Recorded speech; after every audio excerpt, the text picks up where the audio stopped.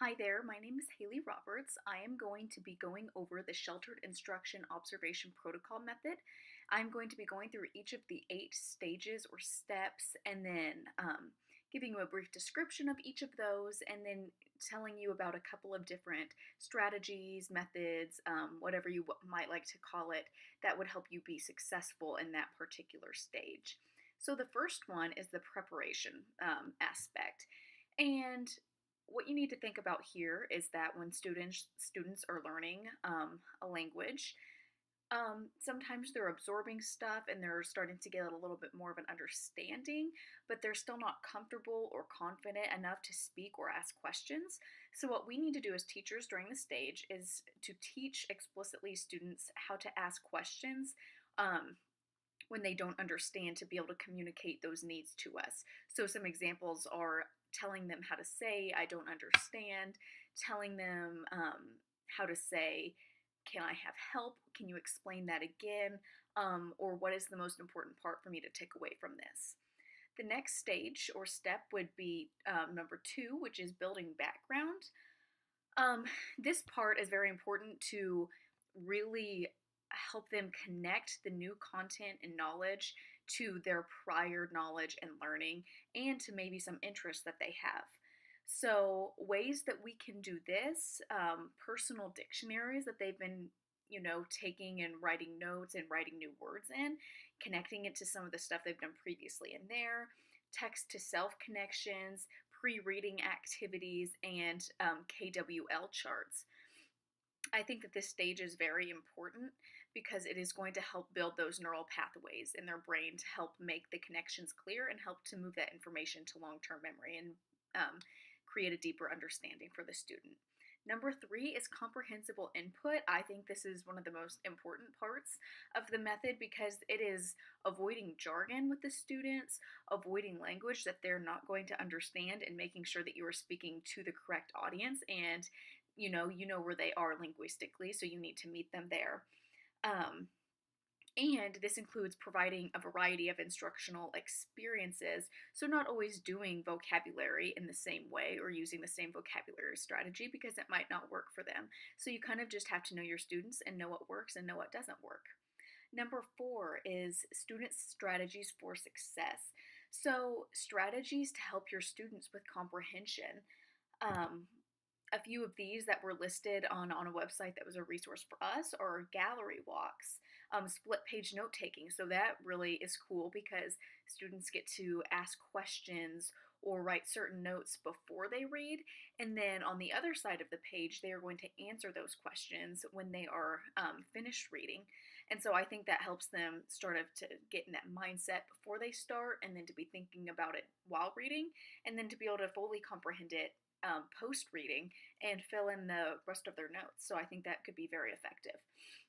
Of course, there's a lot of other comprehension strategies as well. Number 5 would be interactions. So this isn't just student to teacher, which is very important, but it's also student to student. So a way to help student to teacher interactions is giving those ELL students sufficient wait time because they have so much to process. They have to think about what we're saying and then connect it to the content, and it might take them a little longer.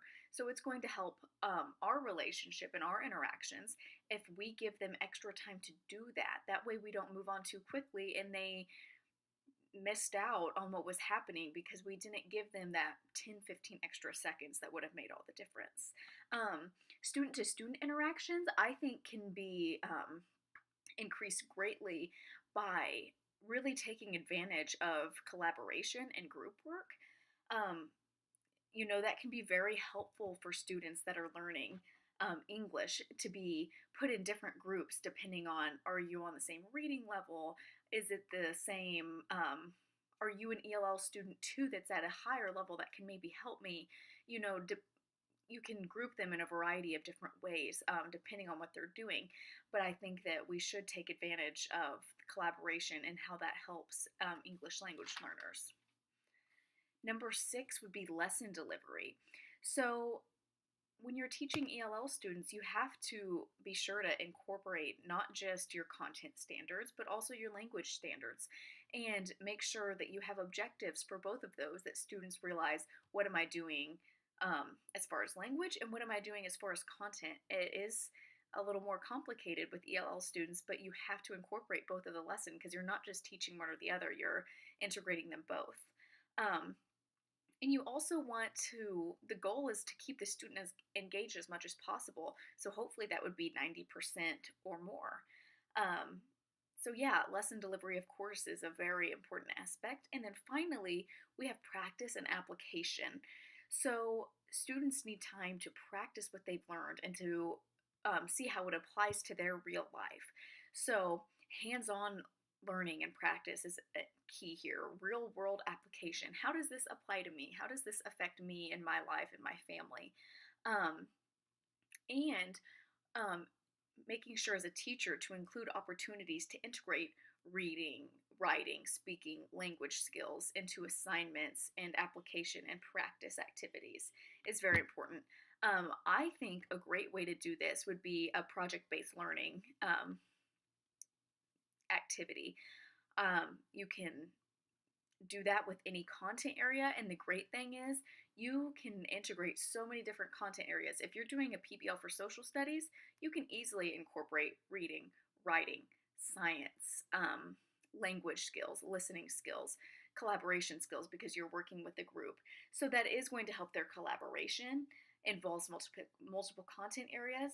And PBL is great because it involves different differentiated instruction. It is very easy to do that. Give them choices of what they're going to do. You can easily modify for those ELL students or the other students in your class that need that as well. So those are the 8 stages, steps of Siop, and some different ways and methods that you can help be successful in those areas.